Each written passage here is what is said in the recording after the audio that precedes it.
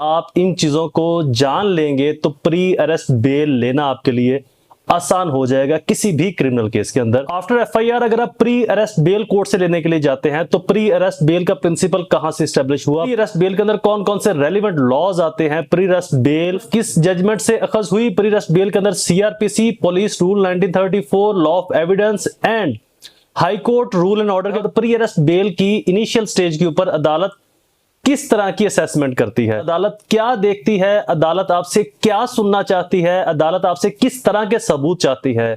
हमारा आज का topic criminal point of view से आफ्टर एफआईआर बहुत प्रैक्टिकल और इंफॉर्मेटिव है। This is Mubashar Iqbal Chauhan, advocate high court. Pre arrest bail CrPC section 497 498 deal करते हैं इसके लिए। इसकी स्पेसिफिक वर्डिंग तो नहीं, रेलेवेंट लॉज का सहारा लेकर प्री अरेस्ट बेल का जो प्रिंसिपल है ये PLD 1949 Hidayatullah versus the crown page 21 के अंदर स्टैब्लिश किया कि अगर मेलाफाइडी, अल्टीरियर मोटिव और मेलिटेशन का एलिमेंट इन्वॉल्व होगा तो प्री अरेस्ट बेल देना आईनी भी है और कानूनी भी है।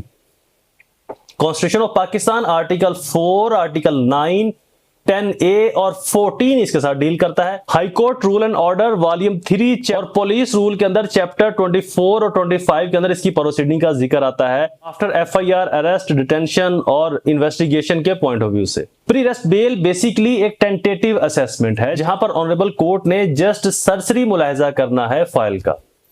जब आप टेंटेटिव असेसमेंट का प्रिंसिपल समझ जाएंगे, मैंने अक्सर और बेशतर ये देखा है कि प्री अरेस्ट स्टेज के ऊपर हमारे बहुत काबिल दोस्त बहुत लेंथी और बहुत डिटेल बहस करते हैं, जिसका एक बैड इंपैक्ट जो हमारे केस पर जाता है वो ये कि ऑनरेबल कोर्ट ने प्री अरेस्ट स्टेज के ऊपर टेंटेटिव असेसमेंट करनी है। टेंटेटिव असेसमेंट क्या है पहले इसको समझ लेते हैं। टेंटेटिव असेसमेंट बेशुमार जजमेंट में, जैसे कि अभी रिसेंटली 2026 की जजमेंट भी आई ऑनरेबल सुप्रीम कोर्ट की 2026 एससीएमआर, वहां पर भी और इसके अलावा बहुत सारी जजमेंट्स के अंदर इसको एक्सप्लेन किया गया है कि जस्ट सरसरी मुलाहिजा करना है। प्री अरेस्ट बेल के ऊपर कोर्ट ने मिनी ट्रायल स्टार्ट नहीं करना। सरसरी मुलाहिजे के अंदर क्या चीजें आ जाएंगी, अल्टीरियर मोटिव आ जाएगा, मेलाफाइडी इन्वॉल्वेंस आ जाएगी, एफआईआर के अंदर जो नॉमिनेट किया गया है उसके पीछे बिहाइंड पर्पस जो है वो ह्यूमिलिटेट करना, तजलील करना, डिसरिस्पेक्ट करना, रुसवाई का एलिमेंट शामिल है। एफआईआर में पुलिस की मेलाफाइडी इन्वॉल्व है, बदनीति इन्वॉल्व है, कंप्लेनेंट की या पुलिस की। अब ये चीजें आपने साबित करनी है। ये साबित कैसे करनी है, द मेन पॉइंट। आपके क्लाइंट के पास या आपके पास जो भी एविडेंस होगी, ऐसी एविडेंस जो डायरेक्टली उस वकुए को झुटलाए जो वकुआ एफआईआर के अंदर मेंशन है या जो वकुआ मदई ने लिखा है। अब यहां पर मोस्ट ऑफ टाइम ऐसा होता है कि जी क्लाइंट मेरे पास आता है, वो फोटो कॉपीज लेकर आ रहा होता है और फोटो कॉपीज भी ऐसी कि व्हाट्सएप से उनके प्रिंट निकाले होते हैं ब्लैक कलर के अंदर। आर्टिकल 72 लॉ ऑफ एविडेंस जो इसके अंदर शामिल है प्री अरेस्ट बेल के अंदर, आर्टिकल 71, 72, 129, 164 जो लॉ ऑफ एविडेंस के आर्टिकल प्री अरेस्ट बेल के साथ डील करते हैं, उन्हीं में से एक आर्टिकल 72 है secondary evidence, documentary and secondary evidence के बारे में, जो ये कहता है कि सेकेंडरी एविडेंस इटसेल्फ एडमिसिबल नहीं होगी जब तक कि उसकी तस्दीक ना की जाए किसी अथेंटिक अदारे से। हम जो भी डॉक्यूमेंट्स लेकर आते हैं, आया आपने उसकी तस्दीक करवाई, और मोस्ट ऑफ टाइम हम बेल पिटीशन में उन डॉक्यूमेंट्स को रिकॉर्ड का हिस्सा भी बनाते हैं। अदालत उन डॉक्यूमेंट्स को कतई नहीं देखती, क्योंकि अदालत के लिए जो प्रिजम्पशन होती है वो ये कि माइट भी इन डॉक्यूमेंट्स को खुद से क्रिएट किया गया हो, खुद से एक रफ कॉपी पहले बनाई, उसकी फोटो कॉपी साथ लगा दी। तो लिहाजा जब भी आपने कोई डॉक्यूमेंट्स कोर्ट का रिकॉर्ड का हिस्सा बनाना है, अगर आप चाहते हैं कि वो रिकॉर्ड पर उसकी एथेंटिसिटी हो, उसको देखा जाए, तो फिर उस डॉक्यूमेंट्स की अटेस्टेशन का होना बहुत जरूरी है। इसके ऊपर ऑनरेबल सुप्रीम कोर्ट की एक जजमेंट है और लॉर्डशिप्स ने उसके अंदर फर्दर इंक्वायरी का एक प्रिंसिपल भी एस्टैब्लिश किया। Therefore we are on the tentative assessment, there is no probability, there is no reasonable ground to believe that the accused has committed the crime and the prosecution case is fall in the further inquiry. जहां पर ये reasonable doubt हो कि accused ने जुर्म नहीं किया और वो रीजनेबल जो डाउट है वो एथेंटिक एविडेंस से एस्टैब्लिश हो रहा हो, तो वहां पर जो केस है वो फर्दर इंक्वायरी का बन जाएगा। जब फर्दर इंक्वायरी का केस बनेगा तो फिर उसमें बेल अलाउ करना as a matter of right है इन नॉन बेलेबल ऑफेंसेस के अंदर भी। और 2024 एससीएमआर 14 के अंदर इस प्रिंसिपल को, प्री अरेस्ट बेल के टेंटेटिव असेसमेंट के प्रिंसिपल को और फर्दर इंक्वायरी के प्रिंसिपल को एस्टैब्लिश किया गया। सेम ऐसे ही 2024 SCMR 28 के अंदर भी टेंटेटिव असेसमेंट और further inquiry, there is no reasonable ground to believe that accused has committed that offence and prosecution story और prosecution evidence is demand for the further inquiry, तो वहां पर भी प्री अरेस्ट बेल को as a matter of right दिया जाएगा। अब मैं अक्सर ये अपने क्लाइंट से, अपने जूनियर से, दोस्तों से ये बात करता हूं कि जी pre arrest bail is a extraordinary relief, it is not a right of relief. अब जो भी चीज एक्स्ट्रा ऑर्डिनरी रिलीफ के अंदर फॉल करेगी, जो भी चीज एक्सेप्शनल सर्कमस्टांसेस के अंदर फॉल करेगी, उसकी जो प्रूवन है, उसको जो साबित करने का म्यार है वो बिल्कुल मुख्तलिफ होगा।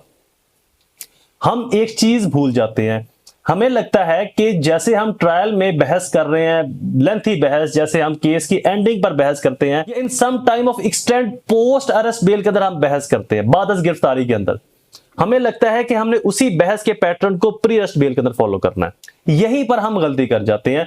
पोस्ट अरेस्ट बेल का जो पैटर्न है या जो उसकी लेंथ है वो बिल्कुल डिफरेंट है। वहां पर मुल्जम जेल में है, काफी हद तक तफ्तीश मुकम्मल हो चुकी है, गवाहों के बयान रिकॉर्ड हो चुके हैं, इन सम एक्सटेंट चलान आ जाता है, या चलान नहीं भी आता तब भी इनिशियल प्रिलिमिनरी जो पुलिस केस डायरी है वो काफी हद तक सॉल्व हो चुकी होती है, बहुत सारी चीजें मिसल का हिस्सा बन जाती हैं।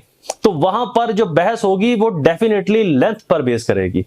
प्री अरेस्ट बेल के अंदर जो आपकी बहस है वहां पर जस्ट एक सिंगल पेज है, दैट इज कॉल्ड FIR, या फिर FIR से पहले या जो FIR के साथ अपने मदई ने स्टेटमेंट्स दी हैं, किसी भी सूरत के अंदर भी एविडेंस रिकॉर्ड का हिस्सा बनाई है।